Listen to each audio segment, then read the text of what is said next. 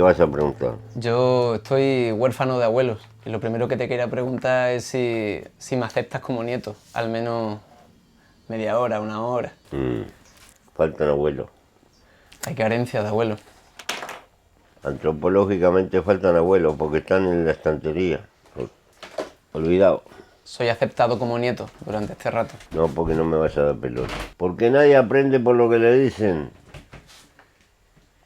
Y se aprende por lo que se sufre. Pero yo te puedo venir a visitar de vez en cuando venga al Uruguay. Yo a mis abuelos los visitaba. Tienes mi palabra de honor que cumpliría con mis deberes como nieto. No hay abuelos postizos. Esas son cosas que deciden las tripas, no la conciencia. La conciencia después crea una batería argumental para justificar lo que las tripas decidieron. La conciencia funciona para justificar y hacer entendible las decisiones que tomaron las tripas. No pensamos con la cabeza. Con la cabeza racionalizamos, pero decidimos con los intestinos. Por eso hacemos tanta cagada. ¿Cuál es tu mayor capital, Pepe? Los compañeros, pienso como los aymaras. Pobres son los que no tienen compañeros. Comunidad.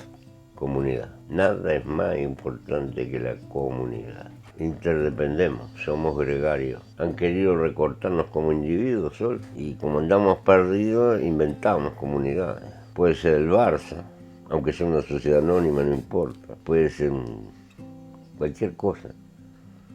Pero precisamos. Y ahí andamos desnorteados.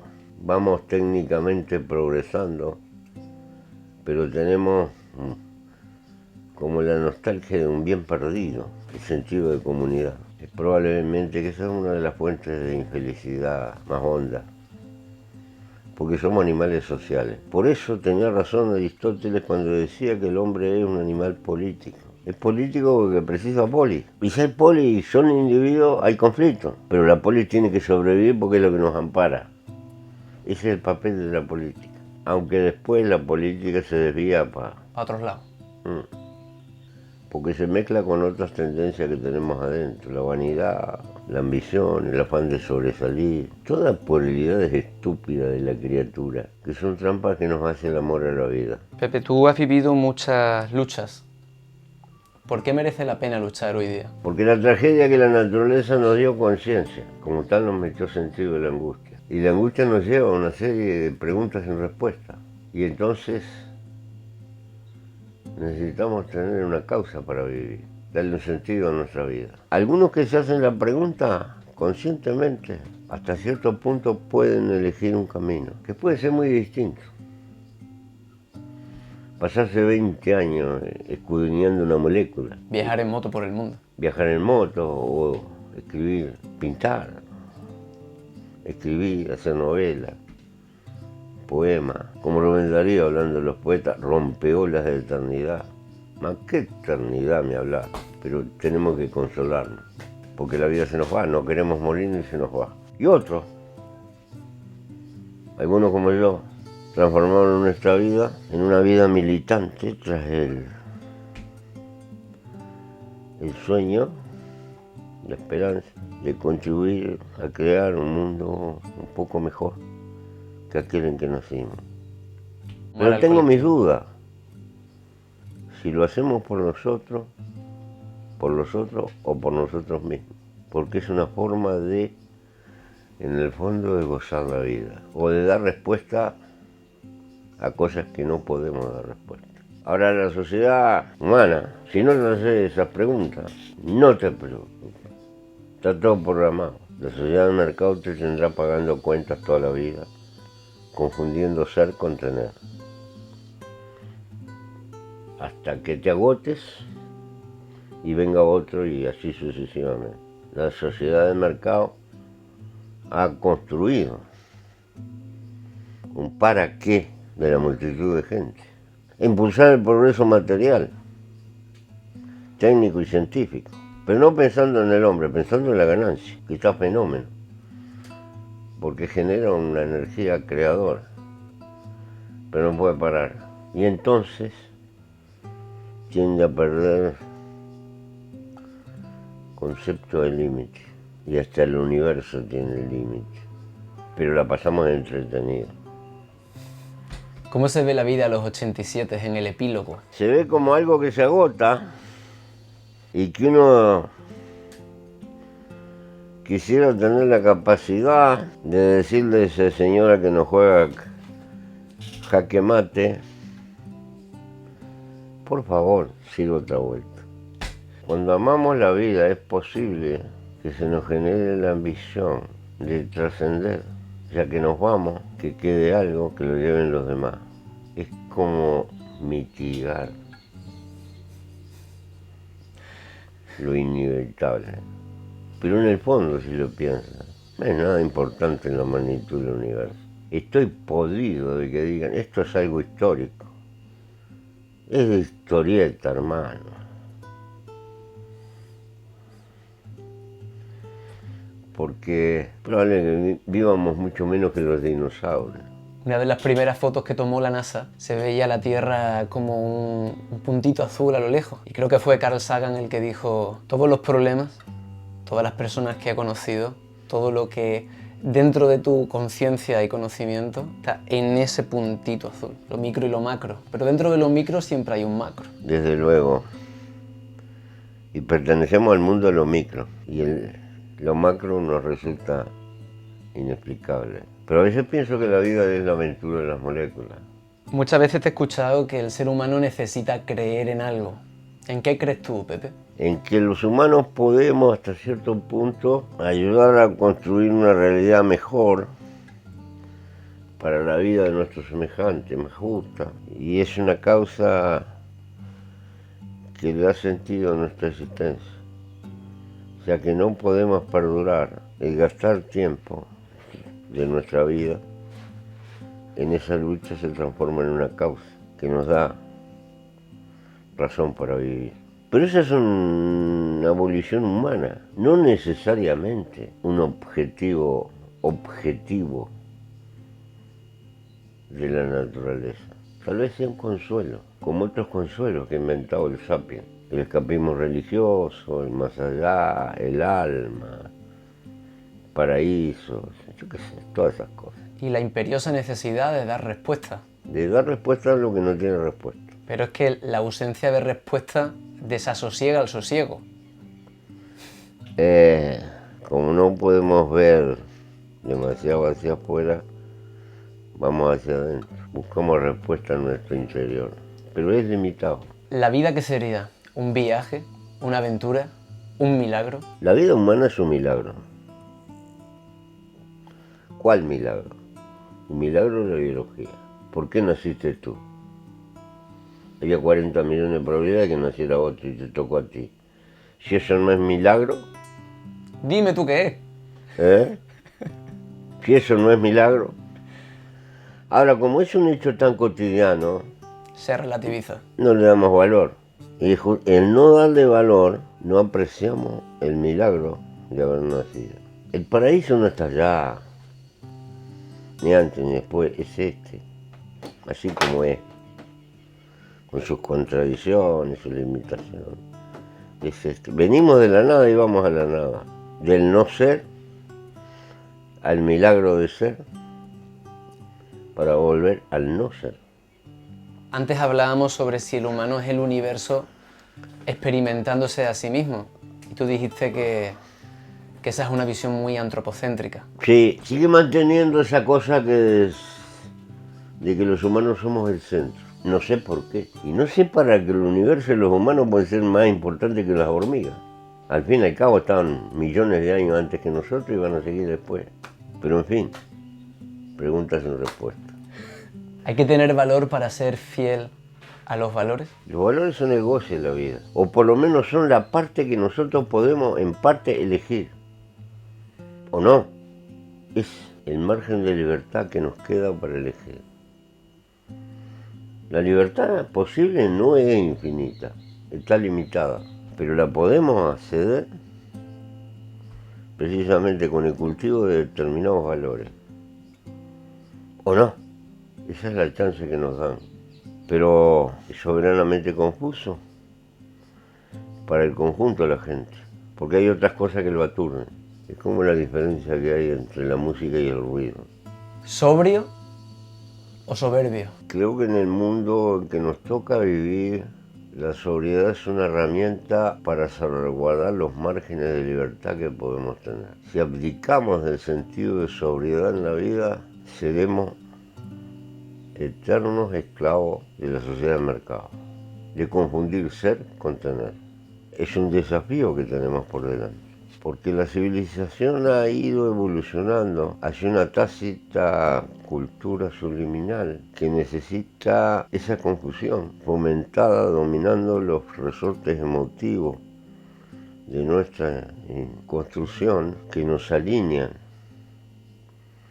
a ser funcionales a los intereses de la sociedad de mercado. Y eso tiene una aureola de progreso, de civilización, pero que nos hace perder los márgenes de libertad que podemos tener para votar. La ley de la necesidad es la más fuerte en el campo de la biología. ¿Cuál necesidad? Las inalienables necesidades para mantenerte vivo y para generar la posibilidad de vida. Ahora, cuando multiplicás al infinito la ley de la necesidad, la pagás con libertad, la pagás con el tiempo de tu vida esclavizada a eso nomás. Por eso, el sentido de la sobriedad te permite salvaguardar un margen de tiempo de tu vida que tú decides gastarle como se te antoje. Pero tú no compras con plata, compras con el tiempo de tu vida que gastaste para tener esa plata. Pero no puedes reponer el tiempo que gastaste. Y hay que ser machete con el tiempo de nuestra vida, porque eso nos permite gastar ese tiempo en las cosas que son nuestras decisiones. La verdadera libertad individual es contraria a lo que nos dicen. Nos dicen que la libertad, que hagas lo que quieras, mentira. No vas a hacer lo que tú quieres, vas a hacer lo que quieren ellos, para seguir acumulando. No es tu libertad.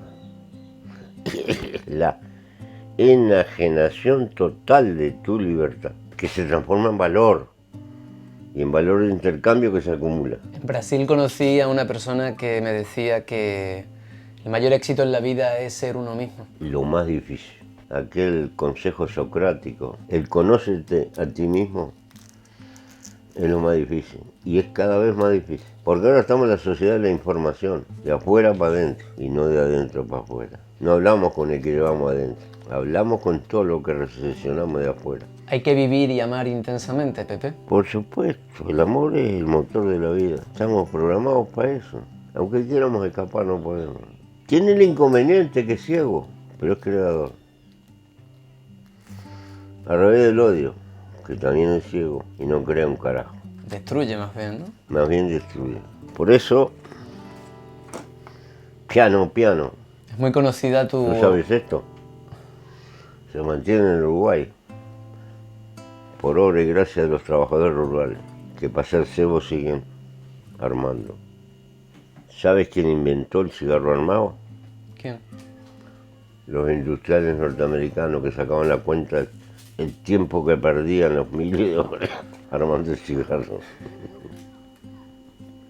Es una manera de robarte la libertad, ¿viste? Pepe, es muy conocida tu afición por la agricultura. ¿Cómo crees que debería ser el vínculo del hombre con la naturaleza? Ah, casi panteísta, religioso, lleno de mística. Bueno, aquí en América hay algunas culturas que lo hacen así, Sí. de hecho. Es un milagro. Gastamos petróleo y todo, pero no nos vemos.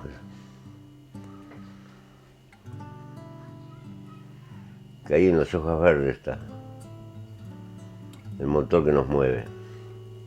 Conocí a un maestro que me decía, se llevaron el oro pero no el tesoro. Claro, el oro es una porquería. Ha servido para cualquier pretexto de salvajada y al fin y al cabo es un metal blandito. Que brilla mucho. Brilla mucho y no se corroe, pero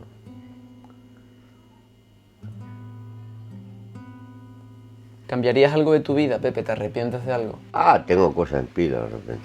Alguna cagada te marcaste, me imagino. Falta de velocidad, cantidad de cosas no logradas, otras que dejamos pasar. Componen los sedimentos que van conformando el tesoro del amor a vivir. La vida es imposible sin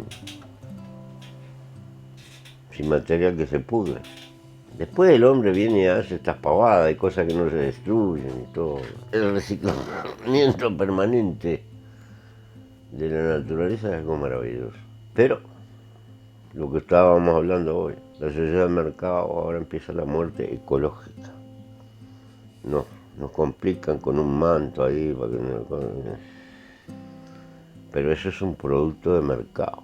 Pero tú imagínate que te plantan debajo de un manzano. ¿No sería bonito que la gente de aquí, de las chacras vecinas, de vez en cuando se coman una manzana de Pepe? O sea, la transformación, la metamorfosis de Pepe en árbol. Algo de simbolismo tiene, ¿no? Más allá de... Mira, yo lo tengo muy simple. Ahí tengo un secoya. Al lado del secoya está enterrada Manuela, que me acompañó 22 años. Cuando me muera dije que me prendan fuego y entierren la ceniza ahí. ¿Está? ¿Te da miedo morir? No me gusta morir. O sea, como la idea no te encanta, ¿no?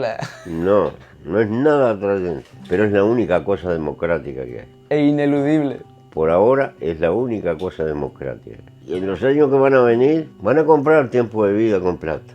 Y va a haber gente que va a vivir 150 y tal vez más años, porque le cambian esto y cambian lo otro. Después se van a morir igual. Siempre estuvo el hombre soñando con la juventud permanente, la piedra filosofal, el elixir de la larga vida, cualquier pavada. Pero el envejecimiento de nuestras moléculas creo que es imparable. Por suerte. Porque si con plata los humanos llegaran a eso, la humanidad va a padecer la mayor injusticia que ha habido arriba de la Tierra. Comprar años de vida con plata. Tú, si tuvieras un superpoder, ¿cuál sería? Terminar con el egoísmo y la vanidad. Eso te convertiría en un grandísimo superhéroe. Esto en el capítulo de los sueños. ¿Qué es la vida? ¿Un sueño? ¿Un frenesí? Estas que fueron pompas al amanecer serán lástima vana. Ese desafío está siempre aleteando en nuestra conciencia. La vida es sueño. ¿Y los sueños? Los sueños son la construcción de la esperanza. ¿Cómo sobrevivir a la angustia de las preguntas sin respuesta? Si no hubiera sueño, nos quedaríamos sin consuelo. Porque la conciencia es una tragedia también. Porque te lleva a preguntas que son callejones sin salida. Tal vez por eso Neruda escribió el libro de las preguntas. ¿Por qué soñamos?, decía. ¿A dónde vamos cuando soñamos? Para consolarnos. Es una forma de darnos respuesta a lo que no tiene respuesta. Es media cruel la naturaleza, ¿no? Es cruel por naturaleza. La naturaleza es cruel por naturaleza. La naturaleza creó la piedad en el fenómeno de la maternidad de los animales superiores más evolucionados, que tenían que reproducirse en condiciones críticas. Y ahí aparece una gallina que cuida a los pollitos, los mamíferos que cuidan a los críos. Antes, cagan los huevos y chao. Ahí empieza. Entonces, ahí empezó la fraternidad, obviamente con un interés, salvaguardar la vida. Asegurar la continuidad. Sí, y inventó la belleza, las flores para traer los pájaros que transmiten las cosas, todo. Pero la belleza es un juicio nuestro realmente, ¿no? Un juicio nuestro. ¿Qué es para ti lo más bonito? Vivir y darle sentido a la vida. Es lo único en lo que puedo optar. En otras cosas no puedo optar. Depende de nosotros. Darle vida a la vida, me decía un taifa en Colombia. Es una manera de defenderla, porque el mundo de la vida es infinitamente pequeño, frágil. En la inmensidad y en el tiempo del universo uno se da cuenta que es algo muy frágil y pequeñito. Sin entrar a discutir si hay vida, no traslagar en la inmensidad del universo y todo, qué debe haber y todo lo demás. No, sin entrar en eso. De todas maneras, es infinitamente pequeño e insignificante ante la magnitud de las fuerzas del universo. Y dentro de esa pequeñez está nuestra capacidad de optar. Pero al final, como te decía, lo del Tius, cuando pienso que me voy a morir, tiendo la capa y me acuesto a dormir. Porque cuando duermo sueño. Y cuando sueño me alivio y me consuelo. Y vamos andando, vamos durando. Pues a ver si esto también te da un poquito de consuelo. Como nieto, tengo algún deber y ¿eso es un whisky? Es un whisky de Irlanda. Sí, sí, Jameson. Esto te consuela y te alivia, ¿no? También. Bueno, gracias. Un presente. Gracias, querido. Los escoceses han hecho su aporte a la humanidad, el whisky y la selga. Beta vulgaris, que es la misma planta que la remolacha. Y nosotros no podemos liberarnos del whisky. Aunque tenemos el ron en América y otras cosas. Así como los escoceses no pueden liberarse de los ingleses.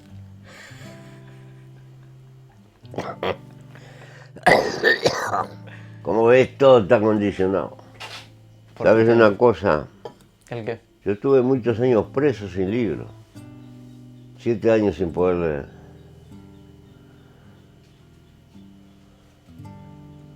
Entonces me hice algunas preguntas. Tenía mucho tiempo.